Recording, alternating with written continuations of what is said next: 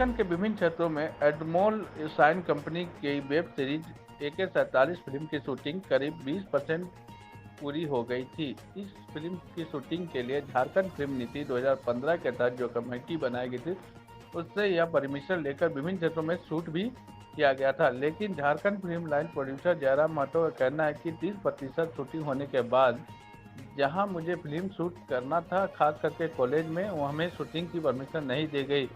इसके कारण उन्हें भारी नुकसान का सामना करना पड़ा और अब फिल्म को बीच में ही रोक दिया गया, जिससे काफी परेशानी उठानी पड़ी। मांग ऐसा कुछ नहीं है। मांग यही है, हम सरकार से यही कहना चाहते हैं, अगर इसकी एक बॉडी है फिल्म निर्माण से संबंधित, ठीक है, तो उस बॉडी को दुरुस्त करने की जरूरत है ना। उस बॉडी के लोग काम करें, क्योंकि परमिशन दे देना यही उनका कर्तव्य नहीं है। ठीक है, हमारे कोई एक फिल्म आती है राज्य में, तो बहुत सारे लोगों का रोजगार का साधन खुल जाता है। ठीक है, यहाँ के लोकल आर्टिस्ट के पास कोई काम नहीं था। आज 4-5 हजार यहाँ के लोकल आर्टिस्ट हमारी इस फिल्म में इंगेज थे और सब शॉर्टलिस्टेड थे। और आज इस तरह से लोकेशन ना मिल पाने के कारण, लोकेशन में शूटिंग नहीं करने देने के कारण अगर हमारे लोग डिस्प्लेस हो जाते हैं, हमारे लोगों को रोजगार नहीं मिलता है, तो रोजगार का आयाम तो सरकार को खोलना चाहिए, है ना। और नहीं तो फिर ये थोथी बातें नहीं करनी चाहिए। मैं कहता हूं, अगर आप एक ऑर्गेनाइजेशन को इसके लिए चुने हैं और उसके लिए आपने इतनी लोगों को सैलरी दे रहे हैं, भत्ता दे रहे हैं, या इतने ऑफिस में खर्च हो रहे हैं, तो फिर तो ये खर्च बेकार के हैं भाई। अगर आप प्रॉपरली अगर आप काम नहीं कर रहे हैं, तो ये खर्च तो मुझे नहीं लगता है कोई मायने में ये सही है।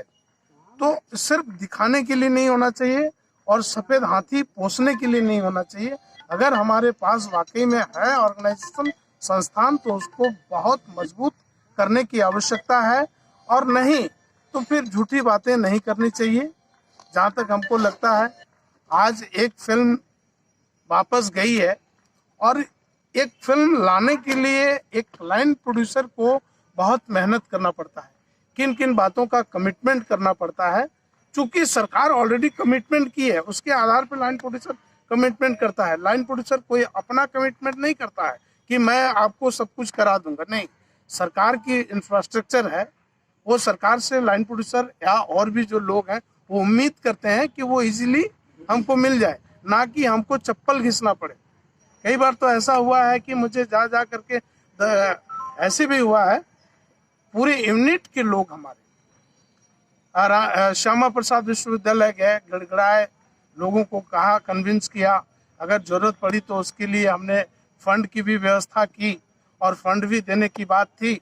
लेकिन फिर भी वीसी साहब बहुत ज़्यादा रिजिड हो गए और उन्होंने मना ही कर दिया।